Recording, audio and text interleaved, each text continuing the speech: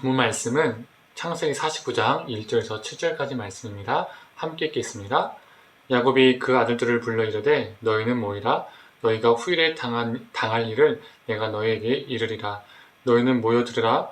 야곱의 아들들아 너희 아버지 이스라엘에게 들을지어다.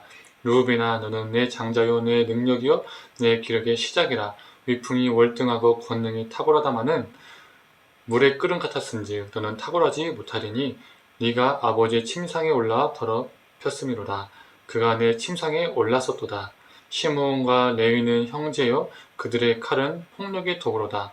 내 호나 그들의 모의에 상관하지 말지어다. 내 영광과 그들의 집회에 참여하지 말지어다. 그들이 그들의 분노대로 사람을 죽이고 그들의 혈기대로 소의 발목 힘줄을 끊었음이로다. 그 노여움이 혹독하니 저주를 받을 것이요 분기가 맹렬하니 저주를 받을 것이라. 내가 그들을 야곱 중에서 나누며 이스라엘 중에서 흩으리로다. 아멘. 아침 묵상을 들으신 우리 모든 성도님들에게 하나님의 은혜가 있기를 간절히 소망합니다. 오늘 창세기 49장의 내용은 우리가 잘 아는 것처럼 야곱의 마지막 유언, 또 야곱의 축복장이라고도 말합니다.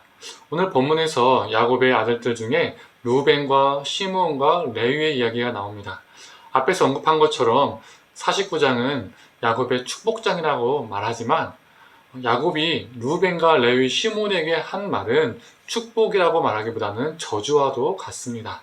왜 그럴까요? 먼저 르우벤을 살펴보면 3절에 르우벤은 야곱의 장자, 야곱의 능력, 야곱의 기력의 시작이었고 르우벤은 위풍이 월등하고 능력이 탁월하다라고 말합니다.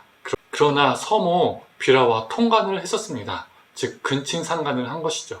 그로 인해서 르우벤은 장자였지만 장자권 상실과 언약 자손의 조상이 되는 특권을 갖지 못하게 됩니다. 그러면 그 특권은 당연히 둘째 시므온에게 갔겠죠. 그런데 시므온과 더불어 셋째 레위는 무슨 일을 예전에 행했었습니까? 세겜에서 자신의 누이 디나가 성폭행을 당했었습니다. 그 일로 인해서 이 둘은 분노했고 할례를 하면 누이를 주겠다라고 속이고 그들이 할례를 받고 세겜 사람들이 할례를 받고 움직이지 못할 때에 세겜 사람들을 학살했었습니다. 그래서 시므온 그리고 레위 모두 그 특권에서 탈락이 된 것이죠. 어찌 보면 그들이 지금 당하고 있는 상황은 선을 행하면 선한 결과가 반드시 뒤따르고 악을 행하면 악한 결과가 반드시 뒤따른다는 인과응보적인 결과라고 볼 수가 있습니다. 성경에서도 인과응보 사상이 있습니다. 특히 신명기 28장은 축복과 저주장이라고 말하는데요. 이 28장은 인과응보 사상이 확실하게 뚜렷하게 담겨져 있습니다. 하나님께 순종하면 복을 받고 은혜를 받고 하나님께 불순종하면 저주와 심판을 받는다는 이 인과응보 사상을 계속적으로 반복하며 말하고 있습니다. 이처럼 우리 하나님은 우리 인간에게 인과응보를 적용하신다는 것이죠. 그래서 르우벤, 레위, 시므온은 악한 일을 했기 때문에 인과응보적으로 나쁜 결과를 경험하게 된 것입니다.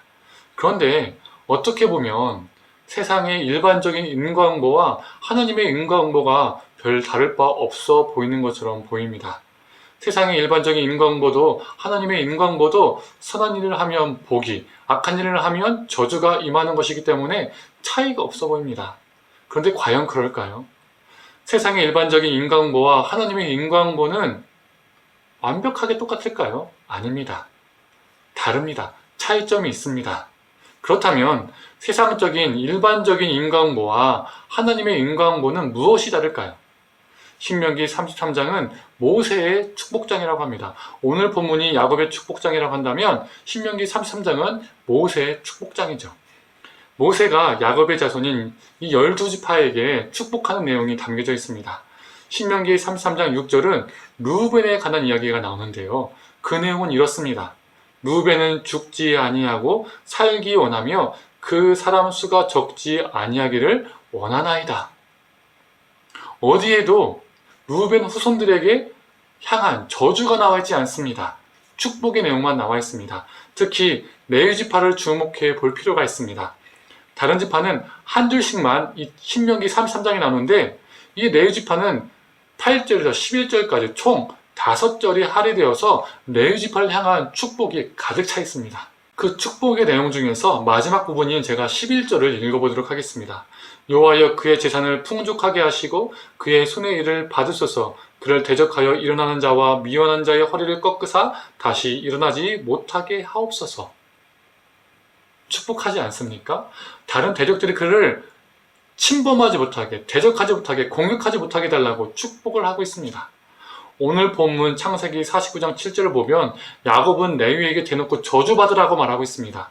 그런데 신명기 33장에서는 전혀 다른 내용, 완전 반대되는 내용이 레위 후손들에게 선포되고 있는 것이죠.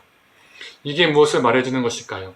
세상의 인과응보 사상과 하나님의 인과응보 사상은 전혀 다르다는 겁니다. 세상의 인과응보는 나쁜 일을 한 사람은 저주를 받고 거기서 딱 끝납니다. 더 없습니다. 수정되지 않습니다. 상황이 변하지 않습니다. 어떠한 자비도 없습니다. 그러나 하나님의 인과응보 사상에서는 하나님의 무한하신 자비하심이 흐르고 있습니다. 세상의 인과응보의 논리를 뛰어넘는 하나님의 긍휼하심과 구원하심이 있습니다. 세상의 인과응보를 초극하시는 하나님의 사랑하심이 있습니다. 그래서 야곱에게 저주받았던 이 아들들의 후손들이 모세 때에서는 축복을 받은 것이죠. 우리만 봐도 알 수 있지 않습니까? 세상의 인과응보로 본다면 우리는 죽어 마땅합니다. 우리는 죄인이어서 당장 죽어도, 당장 심판을 받아도, 당장 지옥에 가도 우리는 변명할 것이 없습니다. 그런데 이러한 죄인인 우리들에게 하나님께서 무한 자비를 베푸시고 구원을 베푸셨기 때문에 우리는 저주에서 축복으로 옮겨진 사람입니다. 사랑하는 성도님들, 이것이 은혜입니다. 우리 잘남과 선행으로 구원이라는 것을 축복으로 받은 것이 아니라 오직 우리 주님의 무한하신 자비하심 때문에, 은혜 때문에, 사랑 때문에 우리는 저주의 자리에서 축복의 자리로 옮겨진 것입니다. 우리가 이 은혜에 감사하며 살아가는 존재가 되기를 원합니다. 하나님의 인과응보 사상에 흐르는 무한하신 자비하심과 사랑을 우리가 느끼기를 원합니다. 초극하시는 그 사랑, 이 무한한 자비와 사랑의 은혜 때문에 순종의 삶을 사시는 저와 우리 성도님 되기를 간절히 축원합니다. 함께 기도하겠습니다. 하나님, 야곱에게 저주받았던 자손들이 모세 때에는 축복의 자리에 있었음을 보게 됩니다. 세상의 인과응보는 악한 일을 하면 악한 결과로 끝나지만 우리 하나님의 인과응보도 악한 일을 하는 자에게 심판을 내리시지만, 그러나 다른 점은 그 인과응보를 초극하시는 하나님의 사랑과 은혜가, 무한하신 자비하심이 있다는 것입니다.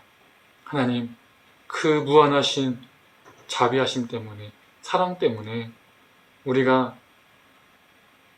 죄로 죽지 아니하고 살아있음을 고백합니다.